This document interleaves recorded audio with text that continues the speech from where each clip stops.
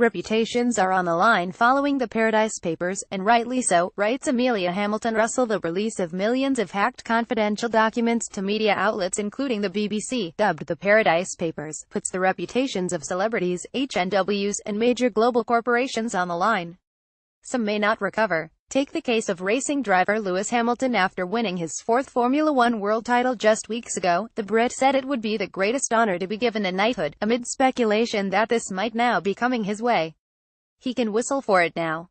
Using a string of offshore companies with various leasing arrangements, the Formula One champion, reported to be worth £131 million in the Sunday Times rich list, was able to avoid paying tax on his £16.5 million jet, in a shrewd move which now looks like it will leave his dreams of becoming Sir Lewis in a decided tailspin. The driver did however pay tax on the jet, though thanks to the offshore arrangements, received a £3.3 million $4.4 million, €3.7 million VAT refund in 2013 after his luxury plane was imported into the Isle of Man, according to the BBC and Guardian newspaper.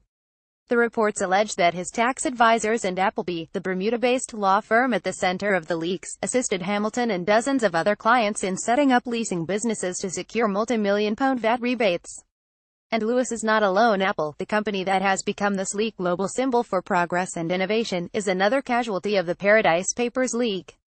BBC Panorama claims that until 2014, Apple, the biggest company in the world by market capitalization, had been exploiting a loophole in tax laws in the US and the Republic of Ireland to allow it to channel the proceeds of its sales outside of the Americas, currently about 55% of its revenue, through Irish subsidiaries that incurred low tax. As a result, instead of paying Irish corporation tax of 12.5%, or the US rate of 35%, its foreign tax payments rarely amounted to more than 5% of its foreign profits, and dipped below 2% in some years, according to reports. When in 2013 the Irish government decided that firms incorporated there could no longer be stateless for tax purposes, Apple went looking for a new offshore location. The Paradise Papers, seen by the BBC, show that Apple, with the help of Appleby's legal advice, chose Jersey, a UK Crown dependency that makes its own tax laws and has a 0% corporate tax rate for foreign companies. Apple said when Ireland changed its tax laws in 2015, we complied by changing the residency of our Irish subsidiaries and we informed Ireland, the European Commission and the US. The changes we made did not reduce our tax payments in any country. Whatever the outcome of these investigations, it's doubtful that these companies or individuals will claw back all of the standing that they once enjoyed prior to the revelations.